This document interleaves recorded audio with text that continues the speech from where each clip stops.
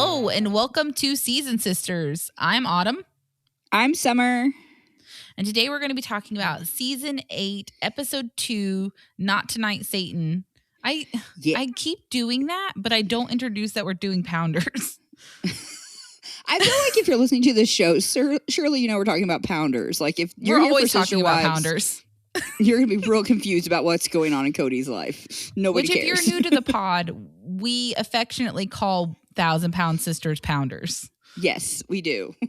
It's the way we talk it. But yeah, so Not Tonight, Satan. Amy makes a big decision for the wedding, and Chris tries to orchestrate peace between Tammy and Amy. I have worked all day, and these seem like big words to me, so this will be a lot of fun.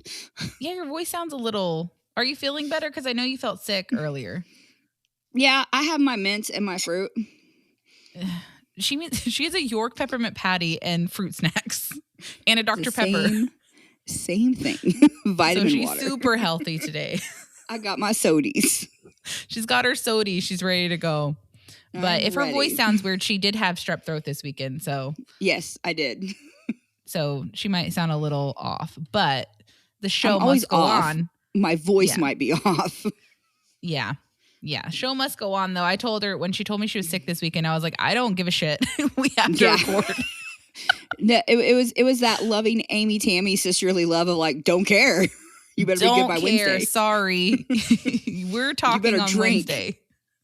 Yeah, but I got a large drink, so I'm fine. I got a large. I'm a large. Do we have anything that we need to cover for business up front?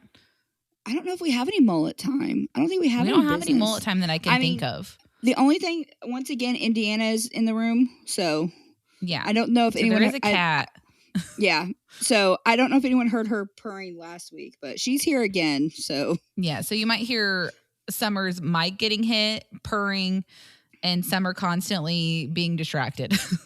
Yeah, or she screams sometimes. She's a girl, so... Yeah. So anyway. We'll see how that goes. But that's the only business I have. So this episode felt more like a regular 1,000-Pound Sisters episode to me. Yeah, I feel like the first one was definitely like, you guys are going to turn in for the whole season, right? This is more like, okay, here we go. This is back to like regular business. There was no arguing.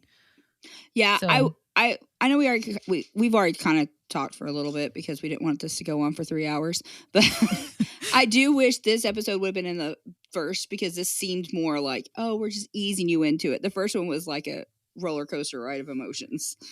Yeah, which I think I probably prefer. I love I love the arguing.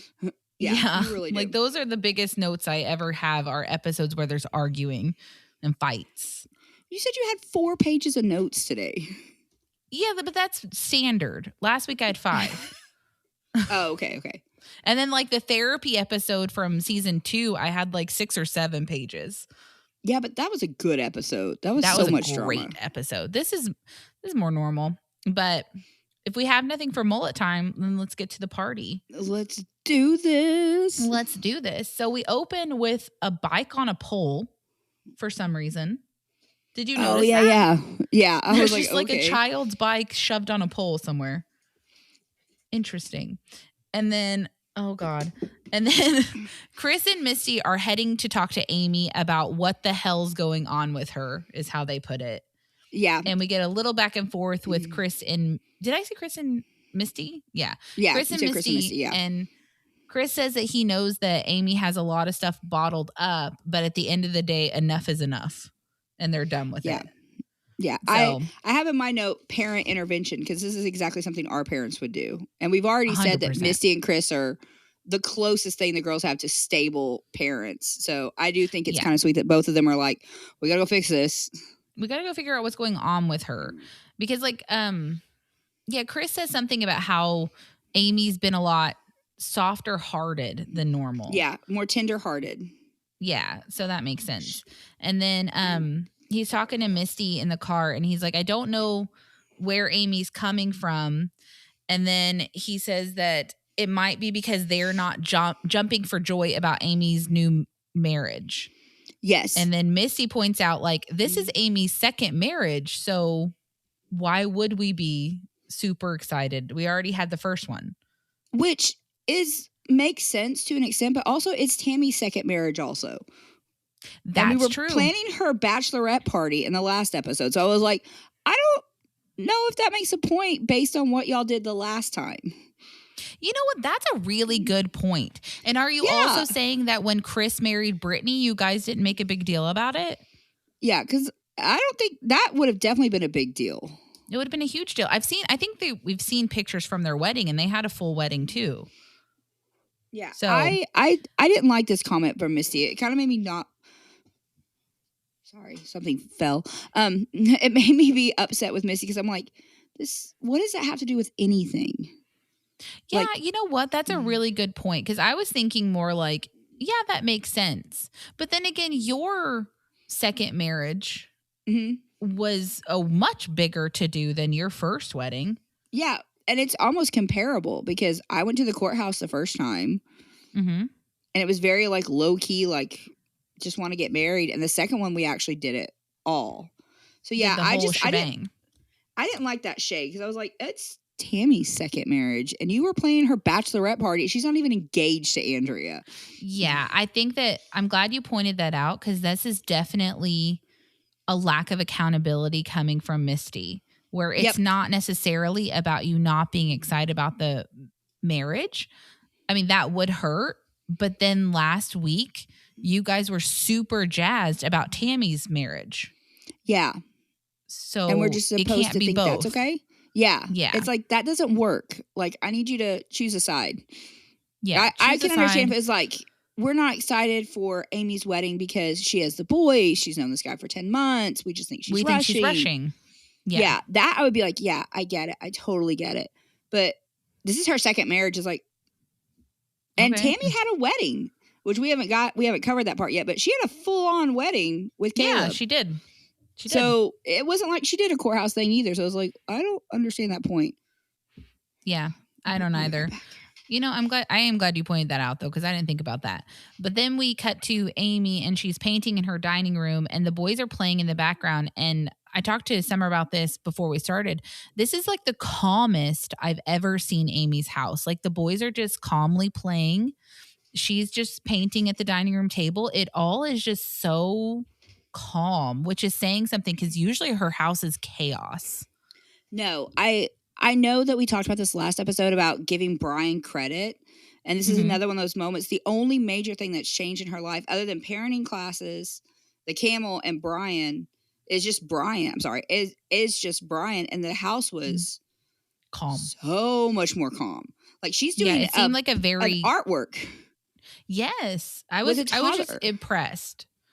Yeah, because I mean, like, since she's had the boys, we've had a lot of moments where Amy seemed extremely overwhelmed and close to the edge. And in this moment, she seemed really peaceful. Yeah, she seemed very zen and like just very calm. Like I can't even paint my house now. I can't even sit in this room because now Phoebe's in the room. So yeah, I don't know how she's that calm with paint with toddlers. Yeah. No, and the boys were just off doing their own thing. So I thought this was a great, impressive. Yeah, it was like a power moment for her, in my opinion. Yeah, that she's just calmly waiting for them to show up to yell at her. Also, randomly, that kid is not a kid. That is just Michael in a diaper. Like those boys, especially Gage, is copy and paste Michael. Yes, like he has Michael's face. Gage, I can see a little bit more. Not Gage, Glenn, I can see a little bit more of Amy coming through, like in his coloring and stuff. But Gage is just absolutely copy paste. No, because I was like, that's Michael. Like it honestly, like just glancing because I watched it this morning early and then I watched it a second time and it was like, oh no, that's a kid. Like when did Michael get back? But for a second, I was like, oh my gosh, she's kissing Michael. I love this. Let's go. But like in her talking head, she's like, Misty and Chris are coming over to bitch at me for leaving the party. But she does say that she's tired of being lectured, which I also think like I'm just really forgiving of Amy, but I'm just so proud of her for establishing boundaries. I think last episode, I thought Amy was just losing her mind. I was like, she is PMSing or, excuse me. I mean, this is like pregnancy hormonal thing. Like, I don't know. She's just out of it. But in this episode, it's like, no, I can see more where she's establishing for her boundaries. She's willing to talk about it more this episode. Whereas last episode, it was just like, and then she'd, you know, and you'd be like, walk away. You can calm down because you didn't get curly fries, ma'am. It's fine. But no, this episode, if I had to name a hero for this episode, it would probably be Amy. I liked everything she did this episode, just about. Yeah, I agree. And then from talking to Amy, we go to the Vanderburg Humane Society with Tammy. And she's like walking in and she's like, oh my gosh, it's my first day at my my first day at a real job. And I'm like, it's not a real job, babe. It's a volunteer job. It's volunteer, and you probably don't work 8 hours, girl. Like, no, and you're not getting paid. No, like you're hilarious. Volunteering. Like, I know that that's a big deal for you, but like, thank you for doing it. It's something that people need to volunteer for. Yeah, absolutely. But it's not a real job. Yeah, because you could literally decide 2 hours in, like, no, I'm done. Yeah, you could literally just leave, hand back the shirt, and go. Yeah, but whatever. And then she says she's excited. Oh, go ahead. No, go ahead. You're good, because I hated when she said when she was inside, she was talking about how she's upset because Amy's not willing to do this experience with her, and I was like, why can't you experience stuff by yourself? That's literally what I was going to talk about. Okay, yeah. So like, because I'm just like. She was like, Amy's not willing to come do this with me. First off, Amy has 2 little boys at home. She doesn't need to do this because you want to do this. But the way she said it is like she's shading Amy, like Amy's just not a gracious enough person to volunteer her time. Yeah. And it's just like, you know what? Shut up.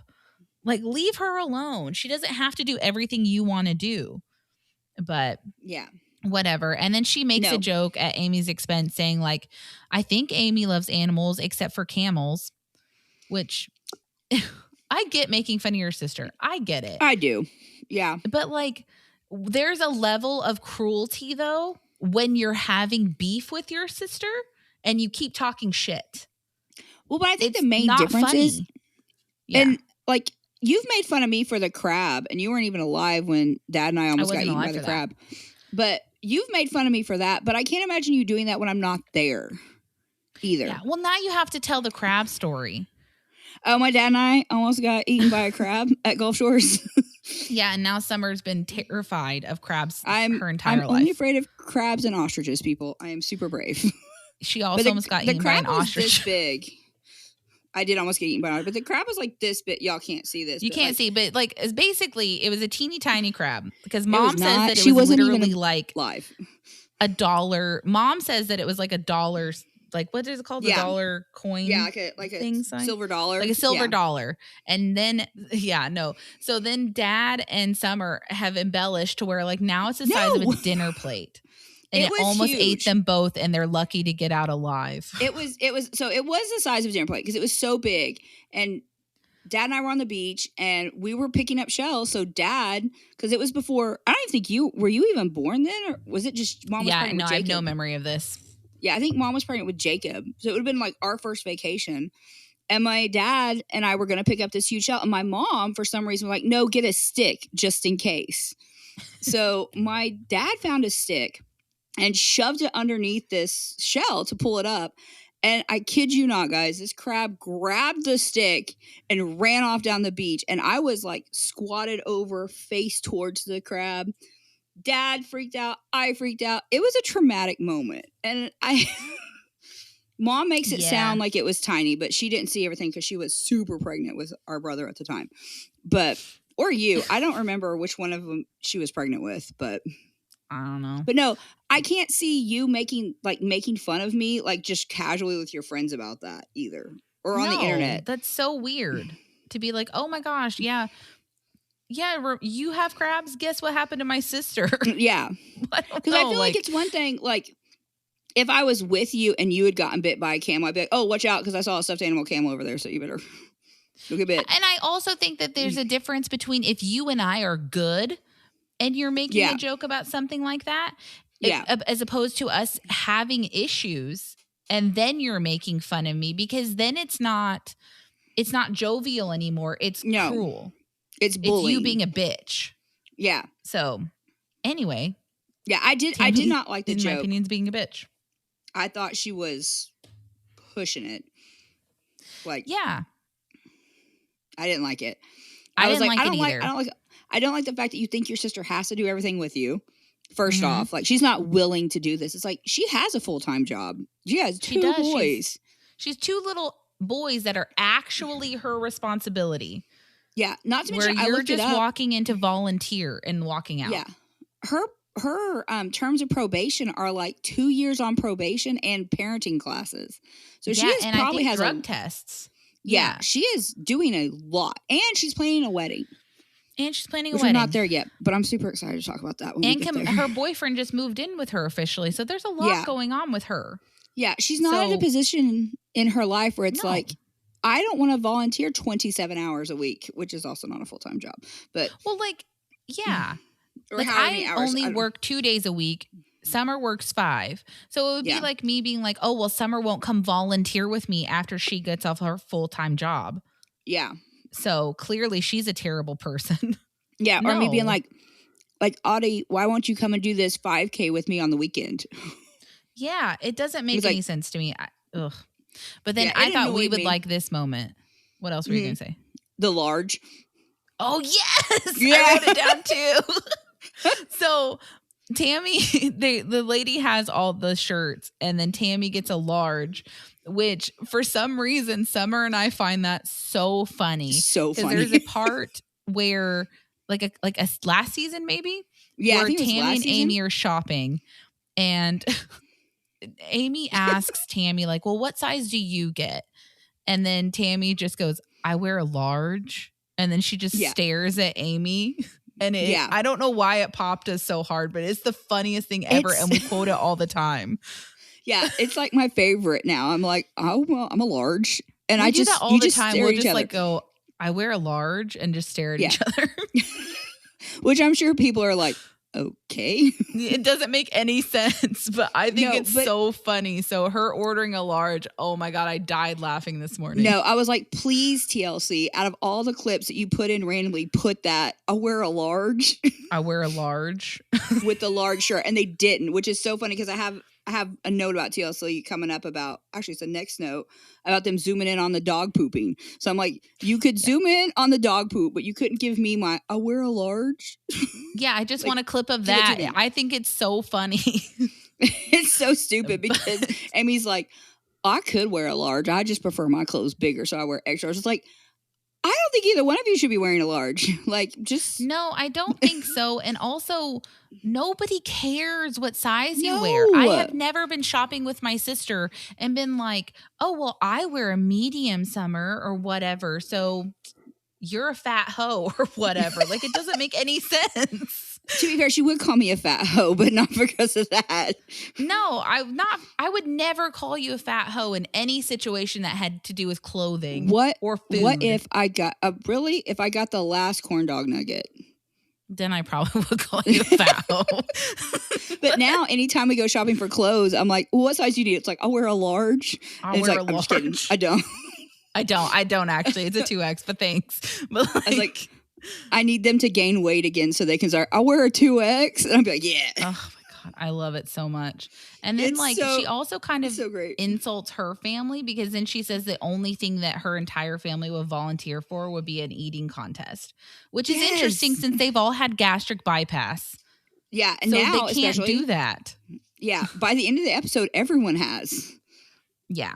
And then she also says something about how, like, they are teaching her how to do the job, and they're taking her into, like, scoop cat poop. And then she's immediately complaining about how she doesn't want to look at cat poop, which is how you determine if a cat's healthy or not. So it's your job to make sure they're fine. To be fair, you are much better at that, because I scoop cat poop. And I do not stare at it. I'm just like, okay. Now, it's like clearly wrong. Then we'll have an issue. But it's pretty obvious if something's wrong with it. Yeah. So, yeah, I don't know. It just felt like this is your first task and you're already complaining about it. Yeah, so, it's like, oh, I don't really want to do that. What were you thinking you were going to do? Just sit around and cuddle with the animals all day? No, you have to take care of them. It's a lot. I felt slightly targeted, but also I feel justified when the woman's like, well, you can pick your scoop. Some people have their favorites. I was like, I actually do have a favorite poop scoop. I do. I used to, when the boys were here, I loved the metal ones. That's what I have. I have your old one. Yeah. Yes, it's so good. It's so good. Which is hilarious because when Mom watches our kids, she apparently brings over a plastic scoop because she hates it. Oh, I love the metal one. Because it's easier to clean. It's sturdier. Yeah. So, like, it's just better for me. And it's wider. Welcome to Poop Talk, people. Yeah, welcome to Poop Talk. Hopefully you knew what you were in for. But yeah, no, I just felt justified. I was like, yes, because I have multiple scoops because I have multiple cats, but I do take that metal one. So I do understand that. Yeah, I love the metal one back in the day. But then she meets Miles, the dog, outside. And she says that she's worried about big dogs because she doesn't have any muscle tone in her arms and legs, which then she says the phrase that she's Popeye, but no sailor, which wouldn't you say you're Popeye with no spinach? What does the sailor have to do with Popeye's strength? Yeah. I didn't get that at all. So, all right. Okay.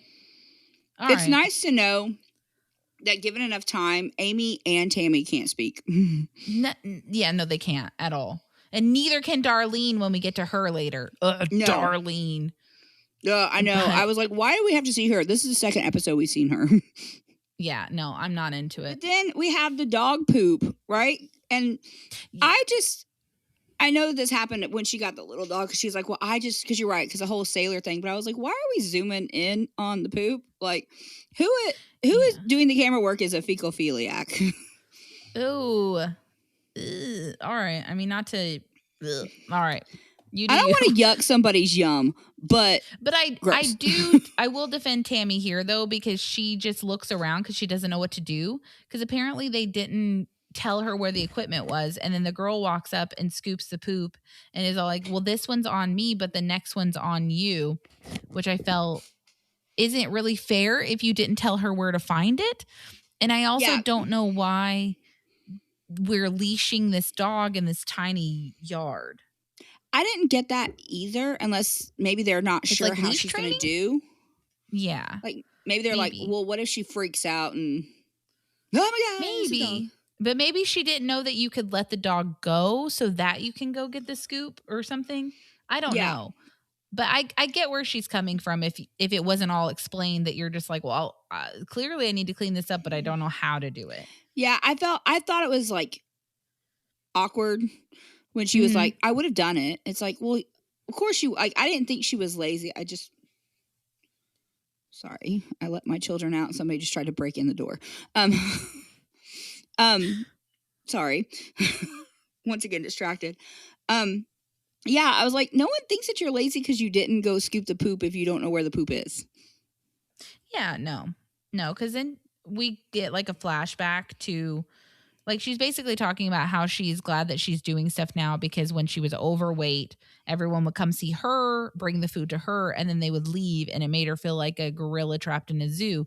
But I have no sympathy because we've been watching season 1 and 2, and you did this all to yourself. Like, you're the one who didn't do the diet with Amy, and you did not do the diet with Chris. So I just don't want you to play the victim card right now. And they have asked, like, in season 1 and season 2, they were like, well, do you want to go? And she's like, I can't. It's like, okay, well, okay. This is no one's fault but your own. Yeah, no. But then we go back to Amy's, and Chris and Misty have gotten there. And, so then Chris, like, they get in the house, and Amy basically says that she's going to continue painting because it calms her down, which I don't have a problem with. But, like, they get there, and they say something about how she's been soft-hearted lately. And then he says, you've been soft-hearted lately a lot. Which I honestly really liked the tone he was using with her because he was very soft. Yes. Very soft, more like, I want to help you. I want to know what's going on. It gave me the impression, and I don't know, you'll know, like, Audie will know more than it gave me the impression that Chris is a girl's dad. I know he has a daughter. at least. I know he has at least one, yeah, but it just felt very like, hey. Yeah, like, what's going on, babe? Yeah. Yeah. And he definitely took the lead in this too. He did, because honestly, like, I've never been upset with Misty before, but this also for me left a lot to be desired, because I don't feel like she added anything that added compassion or anything like that to Amy. No, she didn't. And I don't really know. Because she was like, well, I'm just upset you left for my birthday. It's like, okay, I don't know if that's the case, you should have just brought Tammy and we could have just had the whole thing out. If that's the case, why did none of you go outside and see what was going on with your sister? Yeah. Or no one else went outside to see why Amy left. Yeah. This is another one of those things that we've talked about this before with TLC. Why didn't we have somebody like after this? Because I would have wanted to see Amy and Brian in the car. Yes. What happened with the siblings after she left? Because like if Jacob got up and left in the middle of the thing, if they were all pissed at her, they were talking mad shit when she left. Yeah, I want to hear all of that. I know, I do too. That would have been great. I really want to hear that. Like, I want to hear how that went, and I want to hear and see, which makes me sound so morbid. I want to see her crying in the car on the way home with Brian, like, they hate me. Like, well, but I mean, like, I get where you're coming from though, because those are moments of her and Chris's relationship that we're not getting to see. And I would like to see that, because she trusts this man. This man gives me weird vibes. I would like to see what she sees in him. How does he handle this situation? Yeah, because as of yet, especially since he caused it. Yeah, no, because that's my next thing. Because she tells him, she's like, "Well, I wasn't ready to talk about Waverly Hills and how I couldn't get my wedding where it wasn't." Like, blaming them. It's like, your fiance brought that up. Nobody brought up your wedding but him. So because as my first thought was, I would have said something like, "No, we're not doing that." Like, you're right. My reaction to it may have been wrong, but I did not bring it up. The man you love and are going to marry that you've known for 10 months is the one who did that. Yeah. But then again, I do get where she's coming from a little bit, because she had her heart set on this location, and Chris's reaction, the first thing that was said is, I wasn't going to come. Yeah. So that's heartless to me. And that's also like, now the thing you had an issue with her wedding, that solved itself. So why aren't you being more like, oh, I'm so sorry you're sad? You know, it's like when your friend breaks up with that piece of shit that you've hated for the last several years, and you have to feign being sad, but you're really like, heck yeah. Yeah, you're like, oh no, I really thought that him cheating on you every other weekend was going to work out great for you. But you're like, but you don't say, you're just like, I'm sorry you're sad. It's going to be okay. I do, but I have one friend, so I feel like I'm just not the right person. You do have one friend. So other than Audie, I have one friend, and I would tell her all of that. Well, yeah, but you and your one friend have been friends basically since you're what, like 5? Yeah, since church nursery class. So yeah, I think that you guys have developed a level of honesty, because you're never going to get rid of each other. Yeah, because when she got divorced from her last husband, they were married for 10 years, and she's like, well, I'm getting divorced. And the first thing I said was, well, I told you so. And she's like, we were married for 10 years. I was like, still didn't last. So I'm a terrible I still told friend. you so, though. You could have been married for 30 years and he died. I would have been like, told you he was going to get out of it. Just. Oh, Jesus. God, Summer. All right. But no, I do think that Amy was speaking her truth, which I love, that she's just coloring and she's just like, I didn't want to talk about it. But yeah, we talked about it in the last episode more, but yeah, Chris could have handled that better at the time. And he probably should have apologized this time. He probably should have, because she also adds that she wasn't ready to talk about Waverly Hills and she didn't want to be bullied about it. And then Chris says, we've been cutting up for 45 years. That's how we are. And then Amy starts to cry because, I mean, I get it. You have 2 people ganging up on you, which, I mean, they're not being aggressive, but having to talk to people about your behavior, I would cry if I'm honest. Yeah. So like, you know, it would make me cry too. But she says that she like gets shit about how she dresses, how she talks, how she walks, all of these things, and they're constantly doing it. And then the second she starts to break down, Chris is like, we don't need tears. No one is screaming at you. No one is yelling at you. And then he says that if she gets worked up and crying, she gets illogical and like way too emotional. I don't necessarily think he's wrong. I don't think he's wrong either. But if I'm about to cry and then someone says, don't cry, I think then I would rage. Yeah. Like, you're not going to tell me how to react to this situation. Yeah. I don't think that would work for me either. Like, someone's like, you need to not cry. I'd be like, well, I mean, you know how, like, Audie can make me stop crying, but it's inappropriate. Yeah. It is inappropriate. But it works for me. It sounds so gross and weird. But well, it does. But also, like, not to get into, because I know we talk about ourselves a lot on this podcast. Sorry. But like, you also have this, like, I don't want a complex, for lack of a better word right now, where you need to be my big sister and you need to be strong. So I think me saying that you cry like a bitch makes you like, I can't cry right now because I need to be strong for Audie. Yeah. So no, I think 1,000%. That's what helps. Yeah. Because it works. Like, because I will just text like, hey, I'm just going to call you real quick and I just need you to call me a bitch and say I look ugly when I cry, and I will stop.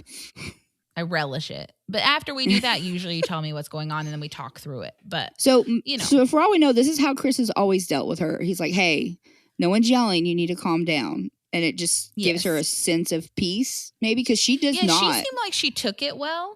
Yeah, she did not. I definitely think that I would have gone on the defensive. Yeah, I think somebody told me not to cry. I would have been like, nope, you're right.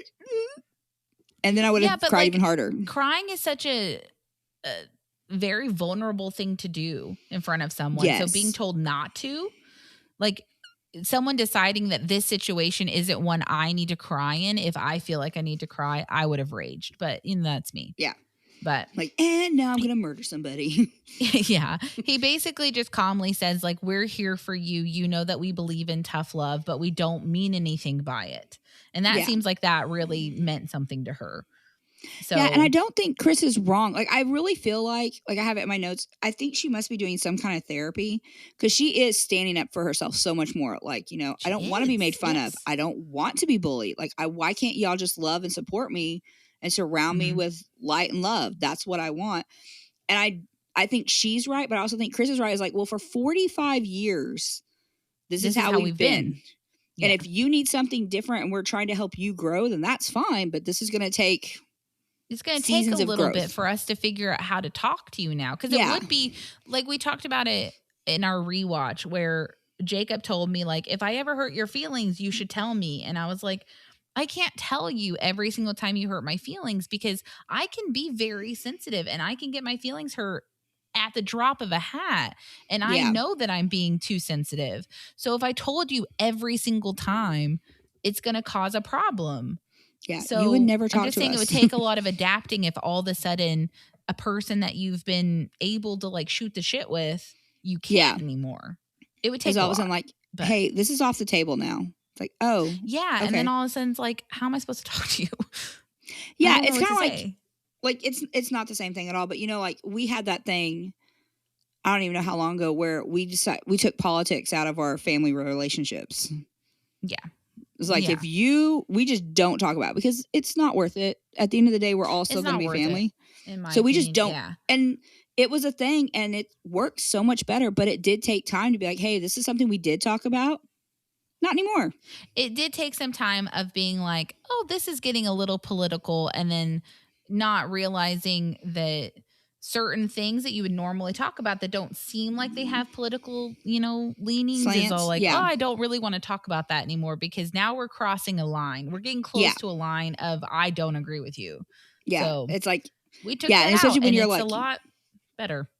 It's so much easier, but it does take time to be like, hey, I know I brought this up and I didn't mean it to get political, but now it is getting political. And I just think it's best if we just, and we just be like, hey, we're not talking about that. And it's now we're talking about Disney again. Yeah. Probably. So now let's play this 90s music quiz on YouTube, because we do that. We do that a lot. But yeah, then Chris asks, I think Chris is right. Yeah, I think so too. But he then asks if she's ready to reconcile with Tammy. And then I thought that this was really important, because Amy's like, how many more times do I have to do this? Yep. Like, how many more chances do I have to give Tammy before I can just say, fuck this, I'm done? But and I think she's making so many valid points. It makes me sad for her. It makes me very sad. Like, I don't know. And I also, I'm not going to sit here and have you feed me bologna when I don't like bologna. And then I didn't like the way this was edited, because it was edited like she said something dumb, but I didn't take this as dumb. No, I didn't either. And maybe it's because, what time did you watch this morning? Because I watched it the first time at 2:30. I watched it at 7 a.m. and I watched it again at like 8 a.m. Okay, so I watched both of them before 6:10 today, like back to back. But I didn't think it was dumb either. So because I watched both of this and I was like, that makes sense to me. Like, don't feed me a bunch of bologna if I don't like bologna. I thought she was not sounding stupid at all. I thought this is actually a pretty good analogy. It works really well. Mm-hmm. But also I was like, it's like 3:00 in the morning. So maybe I'm out of it. I'm like, yeah, that makes sense, Amy. I got it. You are getting sabotaged. Yeah, no, I thought it made perfect sense. And I didn't really like the editing of like Chris and Misty looking at each other like, oh, this dumb bitch. And I'm like, no, she's not being dumb. She's standing up for herself. And that might be challenging for you.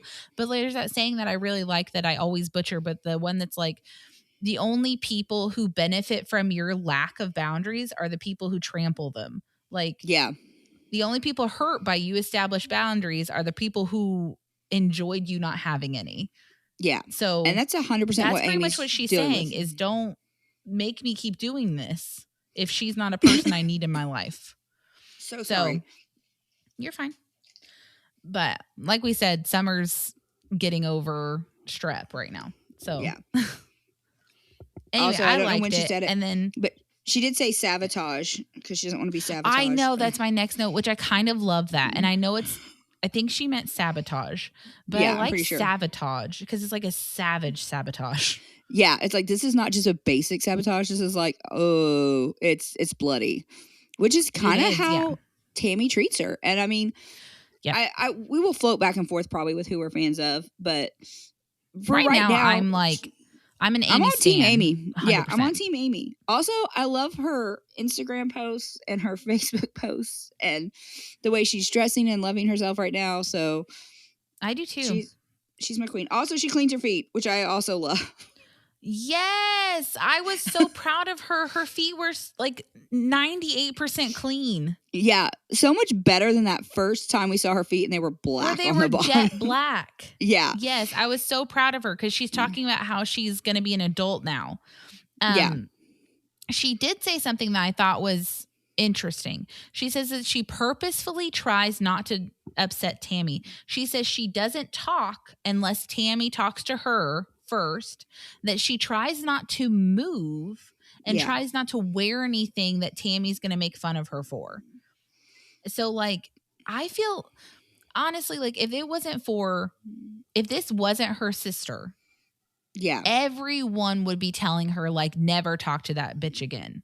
Yeah. You don't need that kind of negativity in your life. No, you don't. And I feel like there's a limit where like, we're not a family that cares about blood at all, but like, if they are a family that does, then like, there's a limit where you can be like, fuck blood. I don't need someone who's negative in my life. I don't care. No.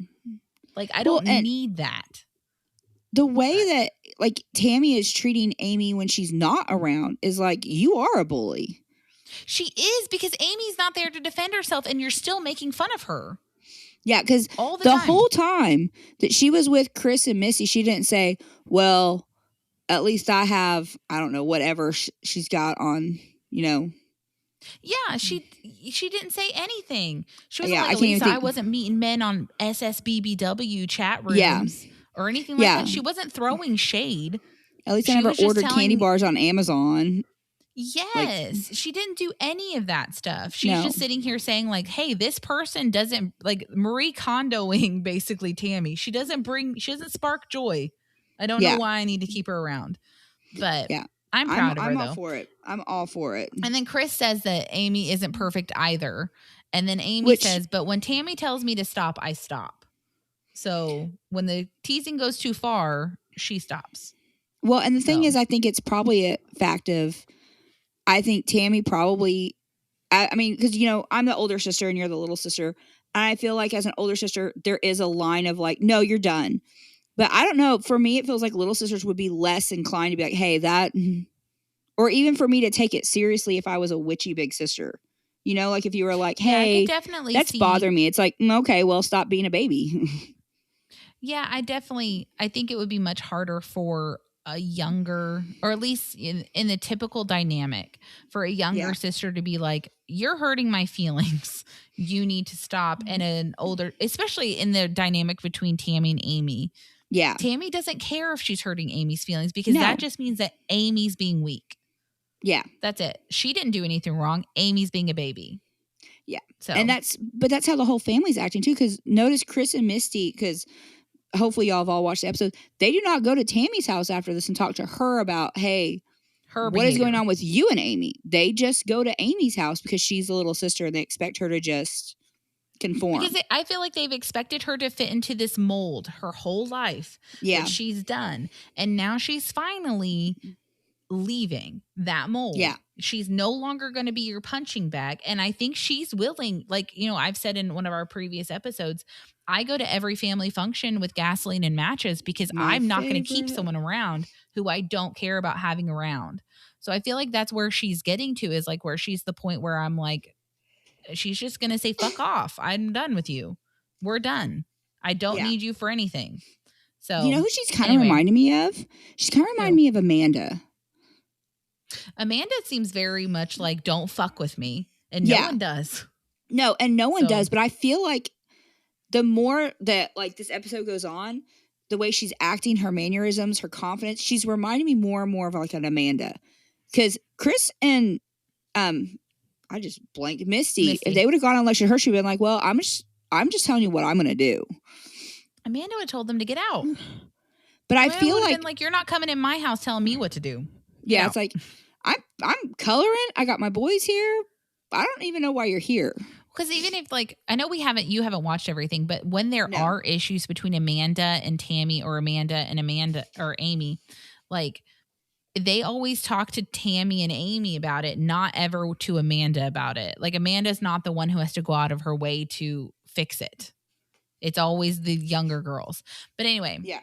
So then I didn't like this because she's talking to her siblings about how she's trying to get her shit together and she's trying to become an adult for once in her life. And then they long pan on her painting like that makes her a child or something. And I didn't like that implication because honestly, like, she's embracing, she posts her art online. That's not an easy thing to do. No. You know, you're opening yourself up to criticism. It takes a lot to show people artwork and things that you're proud of, especially when you have as big of a following as she does. She's going to get people bullying her online. Yeah. Well, we saw that in season 1 where like they were sending Tammy like pig pictures and stuff. And yeah, but I fuck Tammy right now. I don't give a shit. Tammy needs all the pig pictures. But no, I agree. It's not nice, but I don't like Tammy right now. So I don't know why they're shading her, because honestly, her painting, she could have been making a bubblegum chain, and I would have been like, you know what, girl? I understand you need to get your creative outlet, and maybe, and I'm not a parent, so roast me if you want, but part of me is like, is this because she went from, I'm taking care of Tammy, I'm small enough now to have my boys, I'm getting a divorce. Has Amy ever had a chance to really be herself?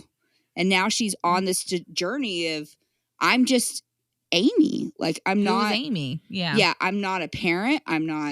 She is a parent, but you know what I mean? Like, she doesn't have to just be the boy's mom. She doesn't just have to worry about money anymore. No. Really? She has someone who loves her and supports her. She's got her boys. She owns her own house. Like, and she's not having to take care of someone who is toxic and horrible to her. And everyone has gastric bypass now, so she shouldn't have to ever go back to that life. So part of me is like, is this just her like, I'm discovering who I am? And I didn't appreciate the shade either, because I was like, this is a big step for someone to step out and be like, I'm taking me time. Yeah.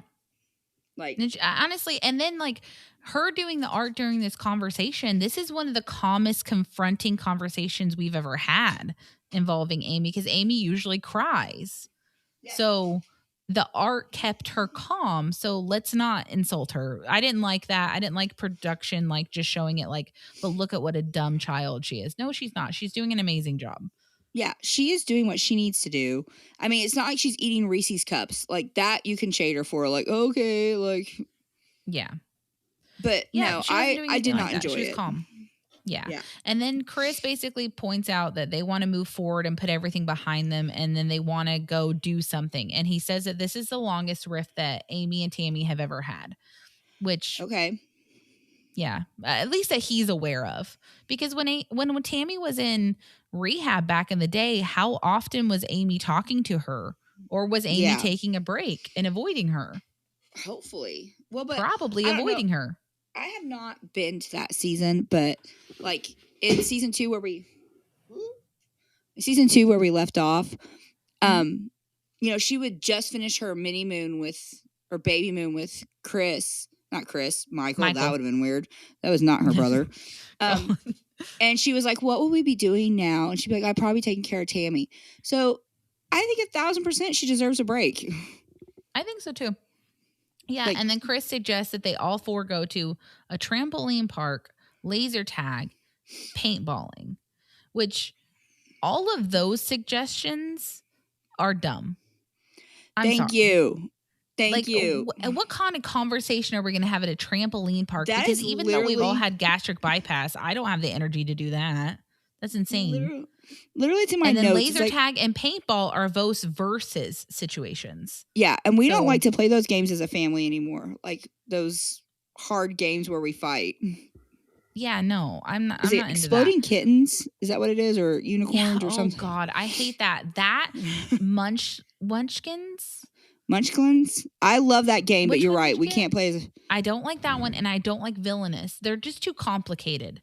Yeah. I don't like to think. Like, I know that makes me sound dumb, but I would rather talk to you guys instead of worrying about the rules and having to like, oh, I don't have enough barbed wire to move my ship 5 places, so now it got destroyed. I just don't care. I don't care. Yeah.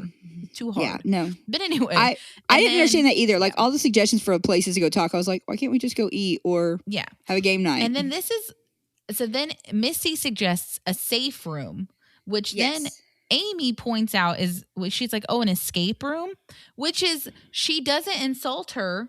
She doesn't make fun of her for thinking it's called a safe room. She just says, oh, an escape room. So this is completely opposite to what they would have done to her had she misspoken. You know, I didn't even pick that up. Last week. Huh? I didn't even pick that up, but you're right. Yeah, because Misty calls it a safe room, and then Amy just literally goes, oh, an escape room? And moves on. You're right. I didn't even pick that up, but you're right. So, because if it would have been switched, you're right, they would have had the whole TLC looking at him like, she's so dumb. Look at that. Like, yeah, or one of the siblings being like, oh, it's an escape room, not a safe room, you dumb bitch. It's a dog. Yeah. So, like, she doesn't treat them the same way they treat her at all. She is clearly the punching bag. But she is willing to do an escape room. And I think it's more about being able to do an escape room than hanging out with them. No, that's the impression I got too. She was like, I could do an escape room. Escape room is fun. We did it once at the beach. You didn't get to go, but it was a lot of fun. We did it with, only the 2 niece and nephew were there, and then mom and dad, and anyway, but the family, and it was a lot of fun. It was fun. I would do it again for sure. But, and then she does say that she's willing to give it a shot, but she is not going to continue to be around people who put her down. And then she says, I need to be picked up. And I honestly thought that was beautiful. Yeah. That she's just like, I'm done. Like, I want to be around people who make me happy. Yeah. I think I've always thought that Amy was super confident in herself. And I think now it's starting to bleed over into other people. It's like, then why do I let you treat me like that? If I wouldn't treat myself like that, I'm not going to let you treat me like that. So yeah, like bye. I want to know more about Brian. Like I want to know, because this newfound confidence makes me think that maybe I've misjudged. I hope he's amazing. I really do. So I'm still on the fence, but you're right. There's enough changes going on that's making me like, I mean, I could see this. Maybe he is just empowering her. Maybe. Maybe she's just super confident now. I don't know. Also, I think it's a terrible idea to go and do an escape room to get along with your siblings, because this is the Family Feud effect for me. Like, like you always want the family on the Family Feud who's like, name a 4-letter or a 4-limbed animal, and someone goes, an ostrich. Turtle. And everyone's like, oh, yeah. Good answer. Yeah. And it's like, no, our family would look at you and be like, no, you're that's so not a good stupid. answer, you idiot. First off, that's 2 legs and it's a bird. Who are you? Get grandma. What are You're you doing? Yeah. But I feel like in my head, that's so funny. In my head, that's what I kept thinking. I was like, the idea of going and working with my family when I'm already upset with them is like, this is a Family Feud situation. Like, do we have to be nice? Or is it going to be like, okay, yeah, I don't think that's the right answer.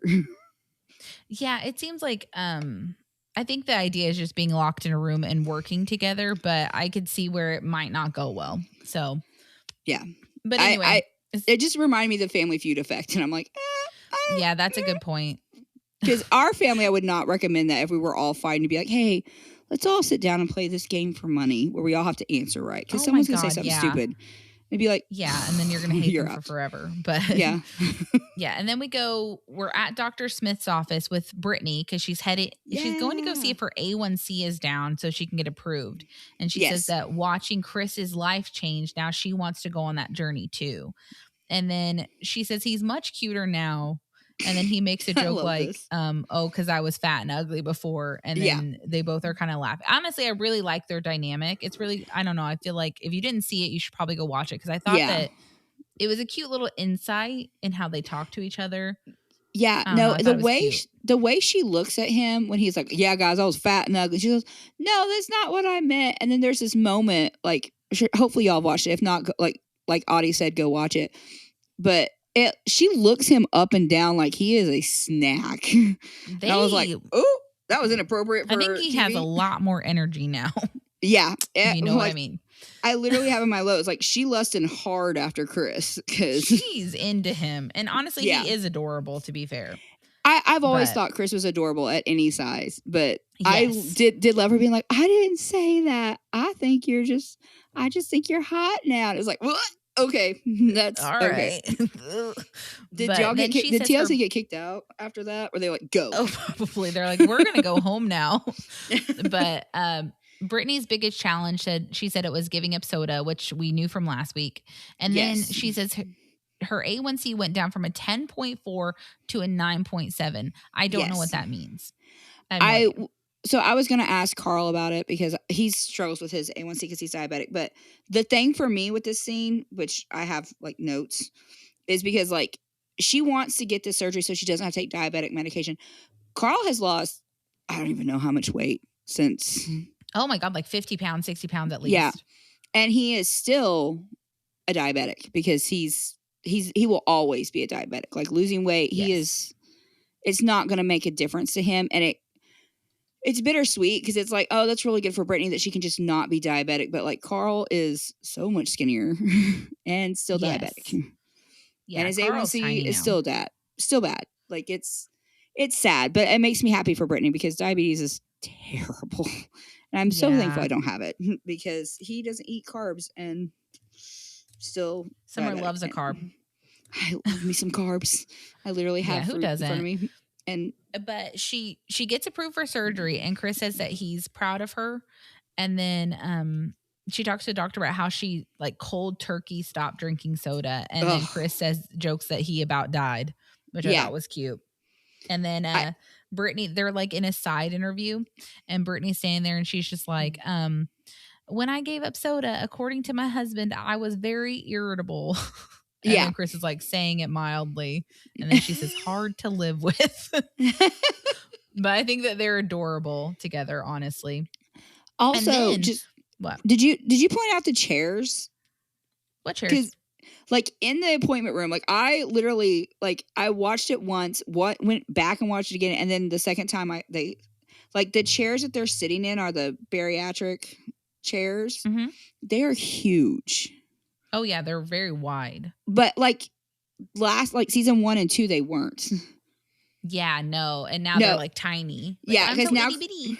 yeah, so now Chris totally has space for a person. Brittney has never needed the whole thing, but just seeing them, I was like, those chairs are ginormous for y'all. Like, yeah, like later when they bring in the wheelchair for Brittney, yes, it's so I'm like, big. oh, she doesn't need all of that. She and Iris can sit on that together easy. Yeah, like it's so big. But yeah, I was just like, I'm just like, I noticed weird things, but I was like, that was which I know it's so everyone feels skinny. Comfortable, but it's like, yeah, Brittney needs just a regular chair. Chris needs a regular chair. It's just funny how much we've changed season to season, because there was a time when it was like one of them would sit in that. They all would have needed those. Yeah, we talk about, it looks like they're basically laying on the chair because it's just like, you can't see me, because it was hard for them to sit up. Yeah. But then there's a family group chat where we get the text messages, and the only thing of note in this is everyone's congratulating Brittney on her approval, and then Amy's contribution says, "Welcome to the Skinty Bitch Club," which I guess means that the surgery costs too much money. I guess. Is that what it means? Because being skint, doesn't that mean that you're broke? Yeah, like you broke now. Welcome. I did love this though, because I felt like all his sisters just immediately support Brittney like she's their sister. Yeah, like she's one of them. Like I do have that in mind, that I just love them going for her support, loving her. Like, and Brittney comes up a couple times, like, I wouldn't mess with Brittney. But I wouldn't either, because I think you'd get, I don't know what Brittney's capable of, but I also think that Chris will not tolerate it. No. Period. So, and I don't want to be on Chris's bad side. Personally. No, but Brittney, I don't know. I loved everybody. And I loved how Chris is the one who said it too. Like, he's like, hey, we got approved for surgery. And everyone's like, oh my God, that's so great. Like, I love you. Like, that's great. I was like, yay. All right. Are you ready for the next part? Darlene. Oh my favorite God. villain of the show. Actually, Tammy's the villain of the show, but yeah. The tertiary villain of the show. We know where she gets her attitudes from. Yes.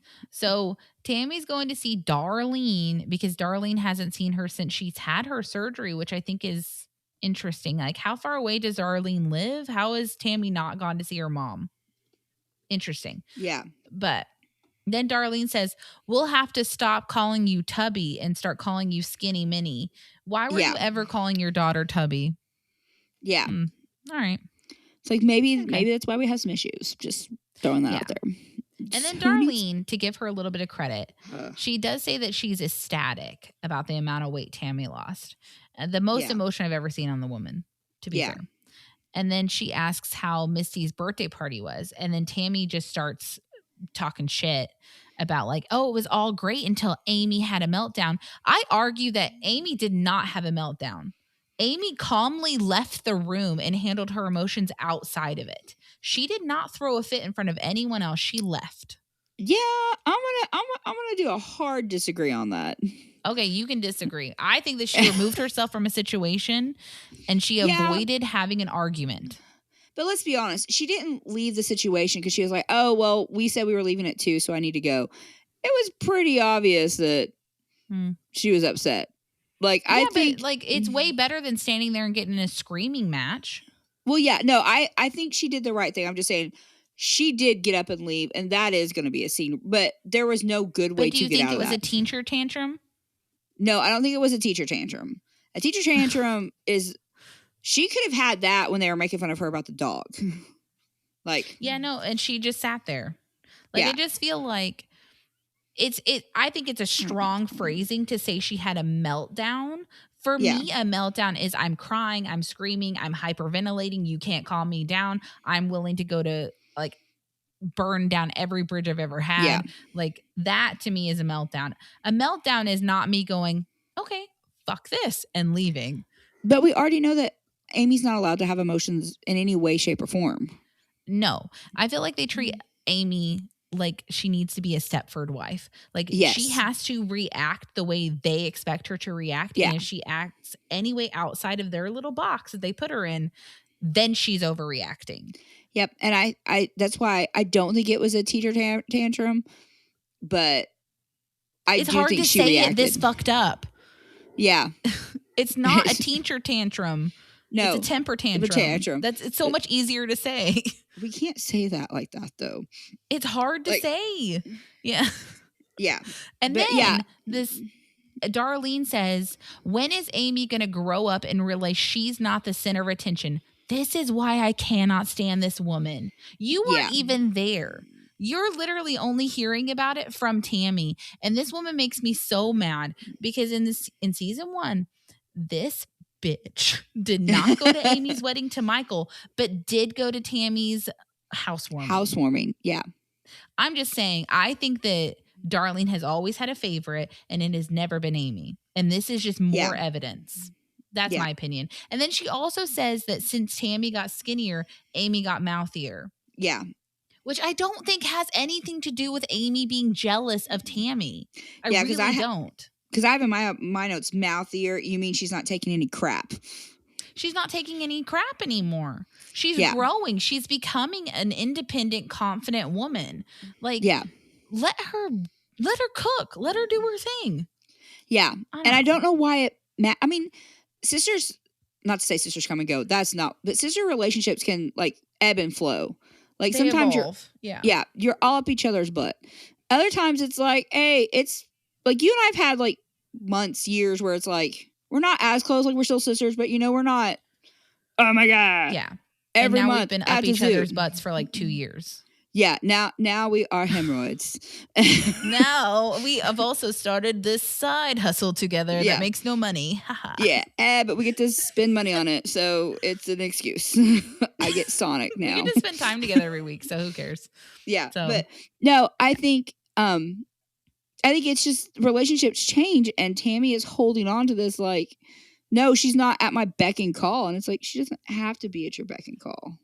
Yeah, because I feel like it's like kind of like that. I don't know. Like when I used to have friends back in the day, I had one particular friend who I wasn't super close with after middle school, but we were still in each other's lives, but to a lesser extent. And then I remember like when I got married, I hadn't drank soda in like 3 years. And then on my wedding day, she brought me like a large Dr. Pepper. And she was like, to calm your nerves. And it's because she expected me to still be the exact same person, which I mean was kind. I'm not saying it wasn't, but I hadn't drank in years. But like, it's just, she didn't know me anymore. And that's okay. Yeah. But Tammy isn't letting Amy change. Yeah, because like in that situation, it's like, hey, it's the thought that counts. I really appreciate it. Luckily, I have a sister who's an addict who will drink this. But it's because it's literally, it's the thought that counts. It's my friend is reaching out to try something. And I'm not that same person. But as long as they don't get offended that I'm not that same person and we can grow past it, then we continue to evolve. But Tammy is basically wanting Amy to share a wall with her, bathe her, and be at her beck and call. Yeah. Like we were like, I know we have a lot of new listeners, but like when we were covering season 2, I think it's when Tammy is talking to like Dr. Smith is basically like, you need to lose 100 pounds. And she says that she's going to lose the weight the exact way she lost it the first time, which is Amy counting her calories, Amy going shopping for her, Amy doing absolutely everything for Tammy so that Tammy can lose weight. So she just wants Amy to be around all the time and is shocked when Amy has her own life. Yeah. Which has been her problem since season 1 because Amy had just married Michael at the beginning of season 1 and they were having problems. Yeah. Amy and Tammy. So anyway, then Tammy basically talks about how they're going to go and do a escape room and she doesn't know if she wants to be locked in the room with her siblings. But Darlene does say, though she wouldn't want to be locked in a room, that it might be good for them. Yeah. Which, I mean, I will give her some props. I mean, that's already what their quote unquote fake parents have already done is like, hey, y'all need to work this out. So I give her some like credit. Having an activity in a locked room is not going to be the same as just locking. Like, you know how like we've talked about it before. Our parents last time we had a big fight, our parents locked us in a room together until we figured it out. Yep. But you don't have to talk during an escape room. Like you do, but like you don't have to have like a conversation. Yeah. So No, it's more just like tolerating being around. Which, I mean, and I guess with the way that their family deals with conflict, this does make sense because it's like, oh, well, we'll go do something together and y'all will just be fine. Yeah, and then we'll just get over it, which kind of actually works. Spoiler alert. Yeah. But then Tammy starts like getting all pissed off about like, so they're talking about Pittsburgh and about how Amy left early, and then she brings up this diaper picture that which is adorable. Last season I forgot about. Yes. So like, here's the thing. It's a picture of Glenn with a diaper over his head. And Amy sent it to the group chat saying, oh, he looks like Aunt Tammy. Yeah. Okay. I personally don't see a problem with this because first off, the bandage on your face was not permanent. Yeah. Secondly, it is entirely possible that Amy showed a picture of his auntie to him and he said, oh, and put on a diaper and said like, now I'm like Aunt Tammy. How is that not adorable? How are you offended about a baby doing that? Yeah. And she made it sound like Tammy put like her nudes online or Amy put her nudes online. Yes. Like it was the most egregious thing that could possibly have happened. Yeah. Because I have in my notes, didn't you call your sister a drag queen online? Yes. Like this isn't even online. This is between you and your siblings. Chat. And no one would have seen it had she not posted, they not showed it. Because I was like, this is a cute picture. It is a cute picture. Like, okay, to put this into perspective, like our dad just had quadruple bypass and one of his wounds, I have always called his front anus because it looks like a butthole. But could you imagine dad being like, oh, can you, like Audie's such a horrible daughter because she says I have a front anus. Yeah. It's like, who cares? Like, get over it. Yeah, it's just a joke to make a horrifying situation easier to deal with. Yeah, it was. I did not like this because I didn't even know about this. Like, I don't know if it happened last season, and I haven't watched all of that season. But I was like, this is dumb. If this is really why we're having this conflict, you guys do need to be locked in a room because. I don't think that they do, though, because I honestly think that Tammy has always done this. And I think Amy's finally realizing it and realizing I don't need this. I don't have to anymore. Yeah. I don't need her. Well, I don't know. I didn't pause on the video or the screenshot or whatever. But did any of the siblings react to it? Because I feel like Tammy. I mean, because I feel like if we have, and we do have group chats in our family, but if someone would have posted something and I was like a picture of one of the kids, I would have been like, oh my God, that's so cute, or haha, that's funny. I mean, I think the only reason why I can see it would be offensive is if someone was like, sorry, I lost she's all for my business. You're fine. But I feel like it would have been. She's probably mad at Amy because Chris, Misty, and Amanda could have reacted however they wanted. I think, okay, I don't 100% remember, and I could be wrong, but I'm pretty sure everyone laughed at it. Yeah, so she's offended. Like, that's so cute. Yeah, because she's embarrassed because, and the only one she is. How are you embarrassed? I don't know, because it's literally just a bandage. It's Tammy, and I feel like she's just taking it out on Amy because it's the only one, like, you know, crap rolls downhill. Heel? Why did I say it like that? Hill. So, which means that she can't fight. Like, if she were to call Amanda and be like, I think it's inappropriate that you laughed at that picture, Amanda would hang up on her and tell her to go to hell. Misty and Chris would tell her to get over it. But Amy is the one who she's always been able to bully and be mean to. So Amy's the one who's going to have to pay the retribution for the other three laughing. And Amy's done. Because I didn't see anything wrong with this. I was like, I have seen you do so much worse. Like, so much worse. Like we've said, like, during our rewatch, anytime, like, Tammy, you know, when she weighed, like, 650, is trying to get in that van. And anytime Amy asks Tammy if Tammy is okay, Tammy snaps. Yeah. Like, we're not doing that, Amy. Shut the fuck up, Amy. Yeah. Like, she's just always, Amy is her punching bag. Yeah. That's what she is. So anyway, I don't know. I just didn't think this was offensive, and I do not think it's anything compared to how you've treated your sister over the years. No, you need to suck it up. So anyway, I'm glad you feel the same way I did, because I was just like, how is this offensive? No, okay. I think she's just trying. I think she's getting Amy back because she can't get Chris and anybody else back. Probably. Yeah, I do agree with that.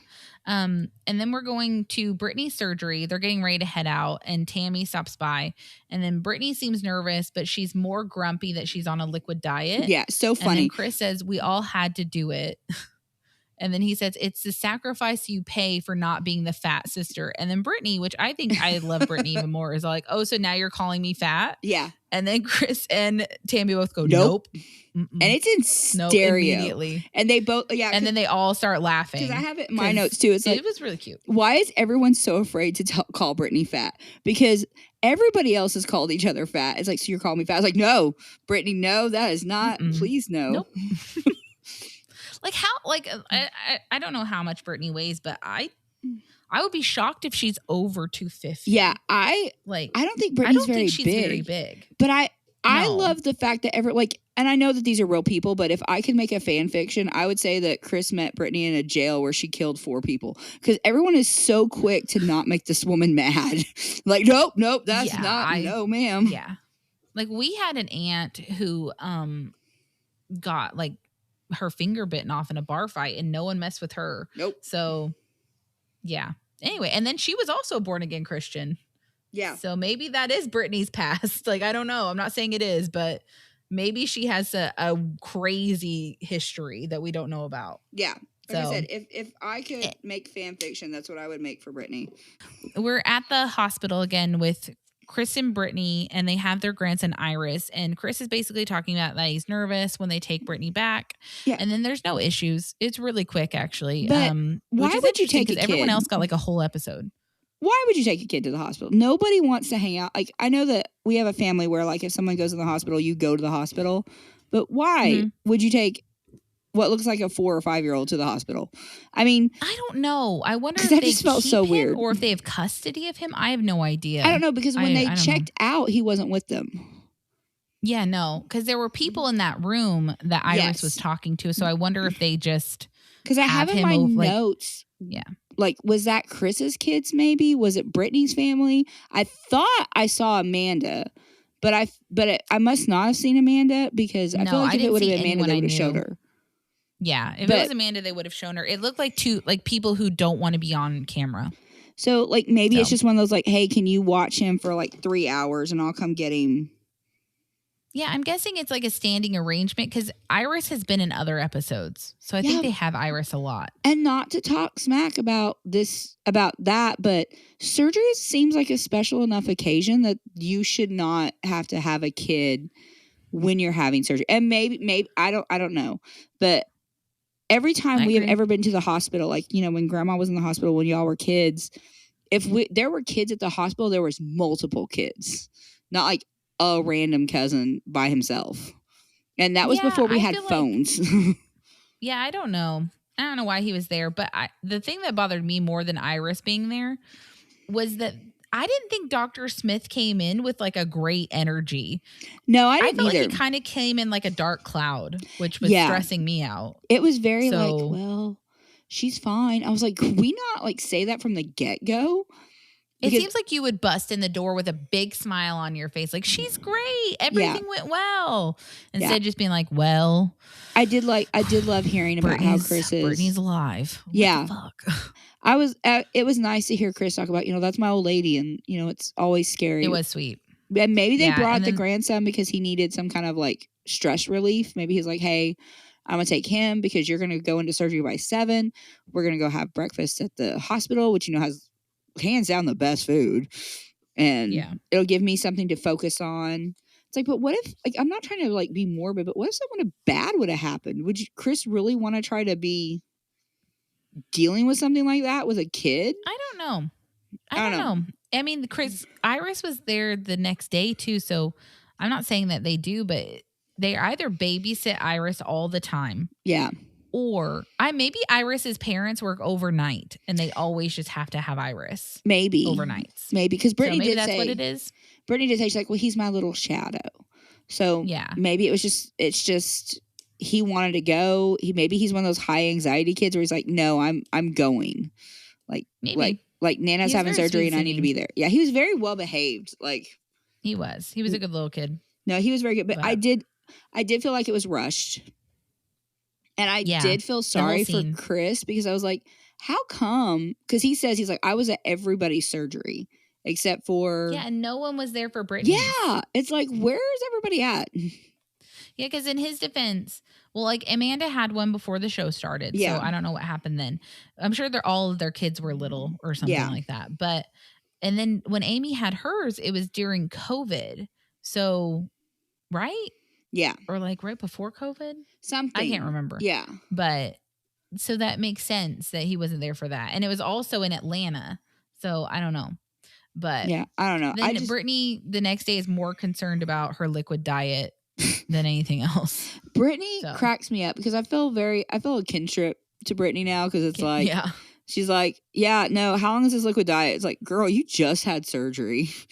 Like, yeah, I don't blame her though because she's also been on a liquid diet up until this apparently. Yeah. So we've already done the liquid diet thing and she's like, when do I get to eat? And she's caffeine and then free poor right Chris now. is like, I don't know if I'm going to survive. Yeah, it's like, she might kill me.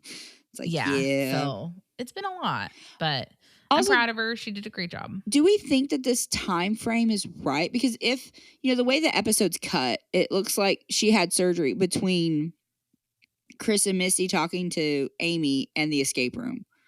Because I feel like this doesn't, like, I kind of wish, I thought in previous seasons they'd be like 2 weeks later, 3 days ago, something to kind of give us a timeline. Because I feel like this is kind of all over the place.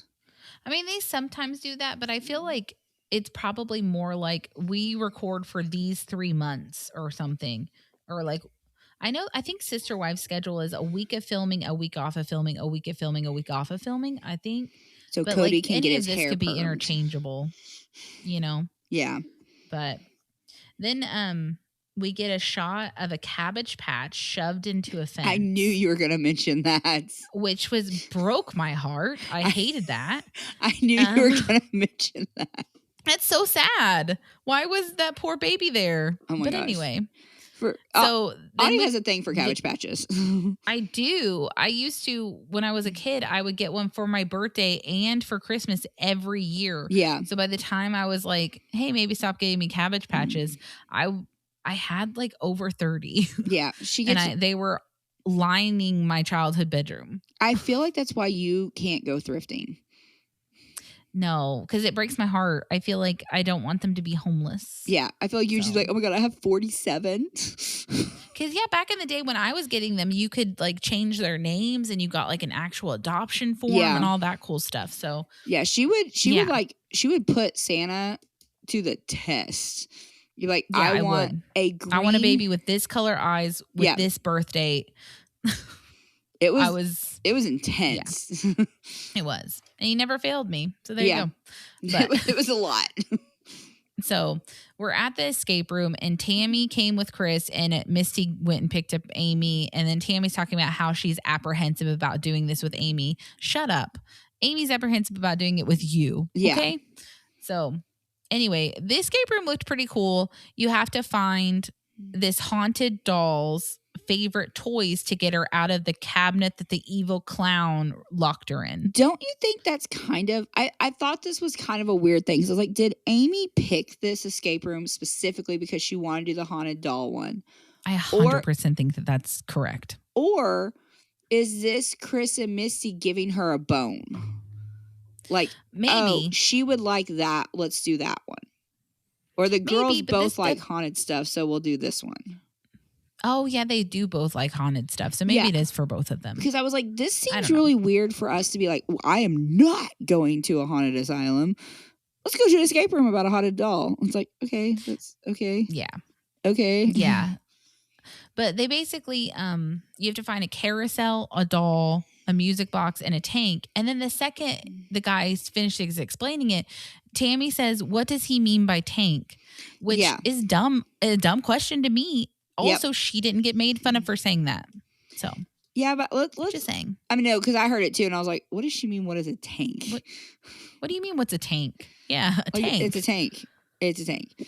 But no, I do think that they make fun of Amy way too much for messing up her words. And it's like, this episode just highlighted the fact that none of y'all are like wordsmiths. Everyone does. Yeah. Yeah. Just Yeah. throwing that out there. So Neither the search begins and everyone's kind of like looking for stuff. And then like Amy goes to try to open a cabinet, and then Tammy's like, those don't open, Amy. And I'm just like, you know what? Leave her alone. Let her do what she wants to do. Okay. Mind your business. I did think Amy reacted. She was just like, oh, okay.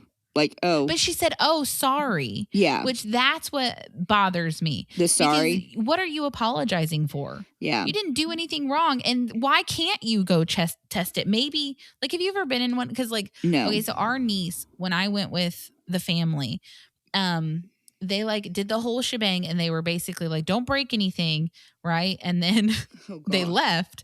And the second they left, our dad started pulling pictures off the wall. And then our niece came up to me and she was like, he's pulling pictures off the wall. So I'm just saying, like, you have to think outside the box. So it's entirely possible, which it didn't end up working that way, but like maybe Amy has a different idea of what to do with this cabinet than you thought of. Yeah. Just saying. Yeah. Anyway, so that annoyed me. But did you notice that Misty never puts her purse down in this entire scene? No, I didn't. That's hilarious. She had her purse on the whole time. Talk about like a grandma moment, like when grandma on vacation. She never put it down. She had it on her shoulder the whole time. She's like, I have to have this purse. No, I thought the escape room did look fun. I did think it was funny though that like, I don't know how much conversating you're getting. Like, hey, I think you treat me kind of rude. Yeah, no, you're not. You're basically just distracted.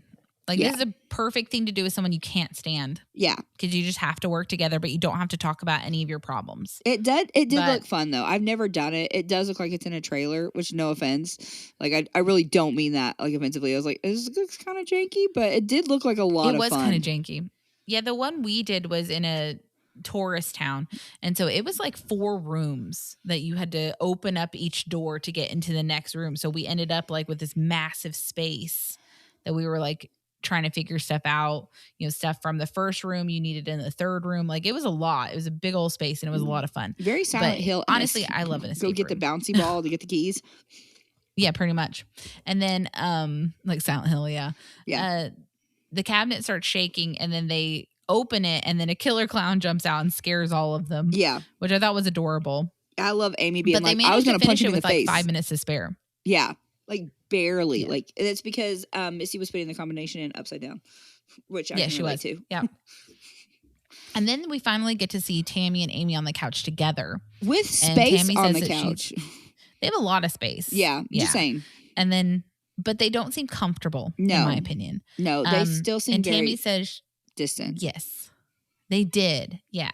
And then Tammy says that she's tired of fighting. And Amy says, I'm just ready to move on, which I think is very telling.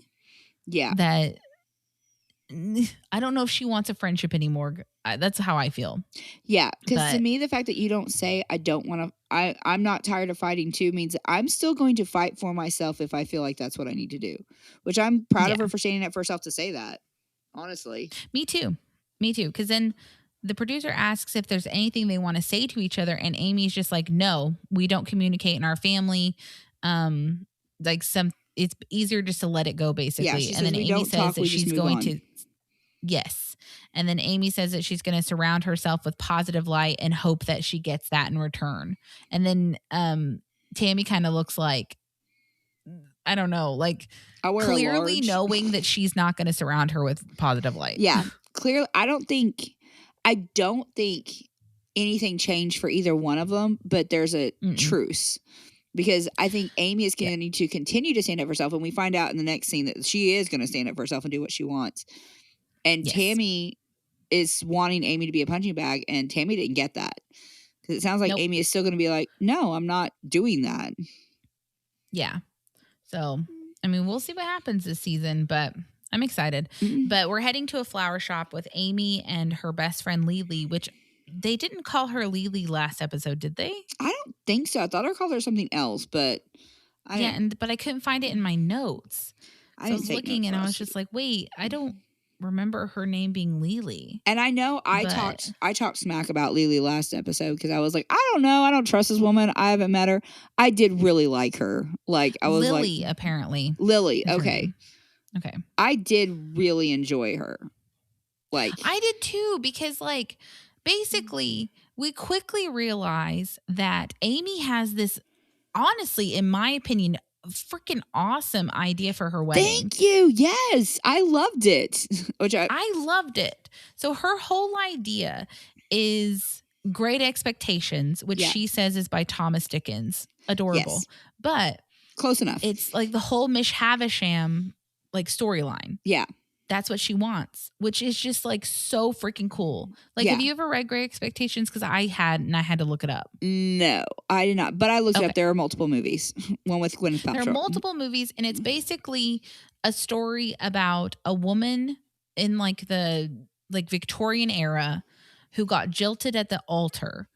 And so the rest of her life, she never takes off her wedding dress. She doesn't take down the decorations. All the place settings are in place. Like her wedding is still set up, but like 60 years from when her wedding was supposed to happen. So that's her idea, is like this wedding that's frozen in time, but has aged, like decrepit. I think sounds freaking awesome. No, I'm not going to lie, because I have it in my notes too. I think this is a great idea for a wedding. I've never heard of it. Mm-hmm.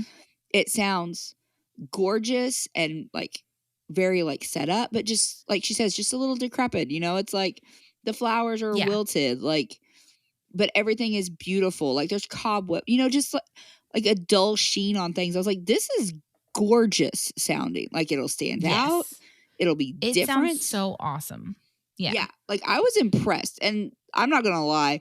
Once again, her talking about Great Expectations, and I mean, she didn't get the author right, but she, I mean, if you went into any bookstore and said, I need that book by Thomas Dickens, Great Expectation, they would get you in the right spot. Yeah, they would get it. But we all knew what she meant by Thomas Dickens. Yeah. It's not like when she asked what the species was for the dog, but. Which I still say, she didn't make fun of Misty for saying something stupid. No. So maybe let's like give a little grace, but. I love this theme. I do too. Like, I think it's beautiful.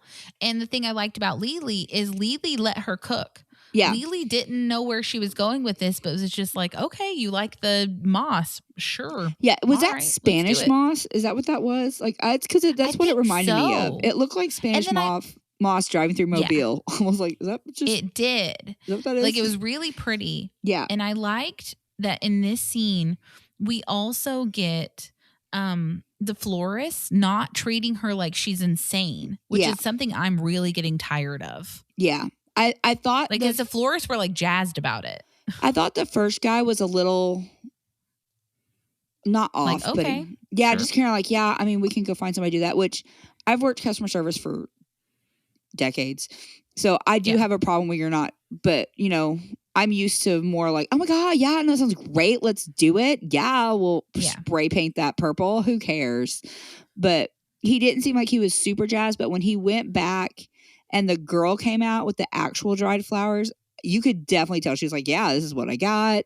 What do you think? Yeah, and then everyone seemed more excited. Yeah, because it was like, well, because, I mean, I understand. It's not a weird concept. It would be a hard sell to be like, hey, I want to do a dried bouquet, but I don't want it to look like weeds. Like I want very beautiful, like even with the Spanish moss, which I don't know if that's what that was or not. She's like, you know, I could put crystals in it, or, you know, I could jazz it up somehow, but this is what I'm thinking. And her friend, like, cause Lily was like, I don't get it, but you know, it's your style, not mine. All right. Yeah. Which I love. I love the fact that we have somebody in our life who can be like, that sounds ugly AF, but you know what? I'm gonna let you do it because it's not about me. It's about you, which is what I think everybody needs someone to be like, hey, you do not need that, but I'm going to let you do it.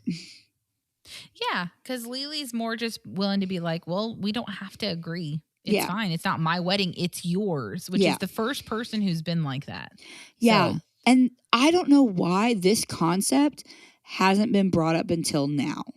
Because because it's beautiful. It's so like, why did we talk to the stupid wedding planner about we're gonna have a haunted wedding, we're gonna have ghosts at our wedding, and then the next scene is her being like, I was thinking like this theme from Great Expectations with like the dried bouquets, and I'm like, why didn't you lead with that? Because I feel like any wedding planner would be like, I can get behind that, we can make that happen. You want a haunted setting because it's kind of more corpse bride meets forever. Like it's like a love that's like frozen in time. The dancing scene in Haunted Mansion. Yes. Yeah. I'm like, this is gorgeous. Why do we keep making it sound? Because in my head, and I guess I underestimated Amy, I was thinking more of a Hot Topic, pumpkins. Yeah, like Nightmare Before Christmas. Yeah. Like Tim Burton. Yeah. Yeah, which is fine.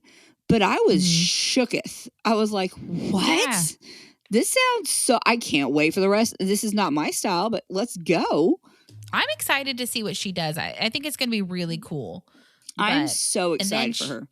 Me too. I'm ready to plan this wedding. Yeah. And then she asks Lily to be her maid of honor. Oh my God. And then Lily cries and they hug each other. I almost cried. I did cry. It made me... Like, it really got me. I thought it was such a beautiful moment. So... Yeah. No, because they both, like... And you can tell that they have this bond that was really sweet, but it was very sweet to be like, will you be my maid? And not just her bridesmaid, but a maid of honor.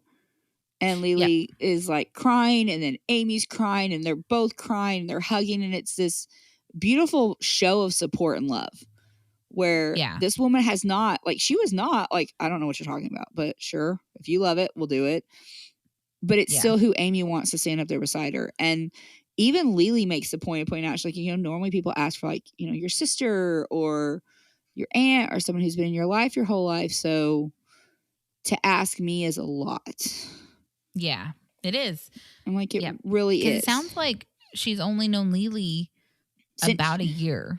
Yeah. Yeah. Because she also said, which I forgot, I got to go back up a little bit. Because Lily apparently has been there since she's had Brian. Yes. And Lily... Didn't Lily say something about how she was around when Amy met Brian? Yeah, and she was like, and I asked Brian some questions because Brian's not everybody's cup of tea. He's a little weird. But she does kind of give him a seal of approval, kind of, in my opinion. But he's, and I'm like, okay, well, and that makes sense because I don't think your best friend should ever really support who you're with. I feel like your best friend should always be like, he's only a billionaire. He's not like a double billionaire. Loser. Like, you know what I mean? Like, your best friend should always want the world for you anyway. Yeah, true. But true. I did appreciate her being like, he's not everybody's cup of tea, which also gives a little shade, but not like, he's a piece and you can do better. But she did say he's a little weird. I'm like, well, so is Amy. She did say that, which, I mean, we all can see. Yeah. So, he honestly, like, he does seem weird, but I thought this episode, all in all, I did not expect us to talk for an hour and a half. Oh my God, we have been. Well, yeah, but, I was sick too, and things were happening. Yeah, we had a few interruptions, so I don't know how much it'll end up actually being. I'm so sorry. No, you're fine. So next week, season 8, episode 3, Teencher Tantrums. The preview showed that we're going to Brittney's post, like we're showing Brittney post-op. Yes. We're going dancing with Amy and Brian. And then Amy's telling the family about Lily being the maid of honor. So there's going to be some fallout, it looks like. Oh my God. I have a random note. It's completely random. I think that Brittney has pretty hair like you do. Okay. Because at one scene, because I've never seen Brittney's hair. I feel like I've never noticed. Okay. But then you don't know what you're saying to me. No, hold on. But in one scene when she's in the hospital, she's got her braid exposed. It's hanging off to one side. And it reminded me, Audie, so much of your hair. Because it was like this thick, shiny, just like the kind of braid that you want to cut off of somebody because they have too much of perfect hair. Okay. Did you notice it? No, I didn't notice it because I've seen her hair. I guess I'd never noticed it until maybe it was because she was so white because it was just after surgery. But anyway, it reminded me of your hair. Let me just real quick send you a photo of her hair and let you see what image you just put in everyone's head that my hair looks like. Okay? Oh, great. Did I just insult you? That's hilarious. Yes. You can look at that. Oh, she has a lot of hair. Yeah. Yeah, she does. Oh my God, y'all are like sisters. Stop. No, we're not. I love Brittney, but no, she's got more curls than you do. My hair does not look anything like this. No, go back and watch the scene where her hair is braided. It looks like your braids. I've seen your hair braided like that. Okay. She's going to cut all this, and tomorrow I'm going to be abysmal again to her life. No. But anyway, like this episode felt like more of a regular episode of 1,000-Pound Sisters. It still seems like they're putting too much in. Us to talk this long. No, I still feel like if I had anything, they're squeezing so much into one episode, because when you think about it, we had confrontation, we had Tammy's first day at work, we had the escape room, we had Brittney's surgery, and then we had brides going flower shopping. Yeah, it's like that's a lot, and yet you didn't put in my I'll wear a large. Come on, people. I know, and you did do a flashback, but you didn't do a flashback for that one. No, and that's all I want from y'all. I just want I'll wear a large. I'll wear a large. Yeah, I love that part. I would never lose weight because I love my clothes too much, but I want to lose weight just so I can, when people go, what size are you? Like, I'll wear a large. And just stare at them. Stare awkwardly at them, where they're like, this woman is a psychopath, but okay. Because it's okay. Like if you've never watched this show and you're just listening to us for whatever reason, you just need to find that clip. Like, is the best clip. It cracks that, and when Tammy slams into the back of the seat on the road trip in season 1. That's a great moment. So great. That's a great moment. Honestly, and we've covered some of that because we do have all of season 1 and half of season 2 out already on our stuff. Let us know what you guys think. Like, are we being like way too generous about Amy? Like, do you think that we're wrong? Like, we only talk to each other about this. We don't know anyone else in our personal lives who even knows who these people are. No, so, like, I feel like the only other person who we know is Kyle's friend who watches it now. Yeah, Kyle's friend. Shout out to JJ. Yeah. He's our number 1 listener. He's the only person I know, and he only listens to us. I don't think he's ever actually seen an episode. Oh, I thought he's watching now because you said he was confused. He's watching now, so he's keeping up with current day, apparently. Yeah. Like, our mom listens all the time but does not watch the show. Yeah, no, she doesn't watch the show, and neither does our brother. But no. And anyways, so I don't know, because I just feel like I don't think I'm being too harsh on Tammy. I don't know if I'm being too generous for Amy, because I've seen other past seasons where she was super emotional, but this episode, like, I did not hate her. I thought she was doing great. Tammy annoyed me. Like, yeah, I really think that it's hard to hate Amy right now, when I personally, like, as lame as this sounds, I feel like she's standing in her power, and she's just not willing to be bullied anymore. And I don't think I can fault her for that. Yeah, because I think if anybody else other than Amy was acting the way Amy is acting, this wouldn't be a conversation. Because they do act like this. Yep. Every single one of these siblings establishes their boundaries and refuses to be pushed over. Yeah, because that's the whole thing. But they don't expect Amy to do it. No, because Chris was like, I'm not going to your wedding because Brittney's Pentecostal and we're not going to a haunted house to get married. No one went up to Chris and was like, you need to just relent to this and you need to go to your sister's wedding, because he would have been like, no, I'm still not doing it. I don't understand why for Amy can't change. Yep. It's like they just have this, like I've said a few times on this episode, they have a box that she fit in. Yeah. And now she doesn't want to be in there anymore. And I can't be mad at her. Well, and like, she even brought up at one point in this episode, she's like, I got arrested and I'm on probation, but I'm getting better and I'm doing better. It's like, was the arrest just made everybody, which I have not seen that episode or those seasons like all the way through, but yeah. I know vaguely what happens, but is that why they're all more up her now? Because they're like, oh my God, you can't even control your life. Like, look what happened 6 months ago. Probably. But I think she's always the sibling that they've always treated like, well, that one's just the idiot. That one's the one who doesn't have her life together. So she's always just like played this role for them. Yeah. And that would affect your self-esteem. And maybe now she's realizing, wait, I'm not an idiot. Yeah. I don't make bad choices. Like, I'm not this person that you guys have forced me to be. I can be my own person.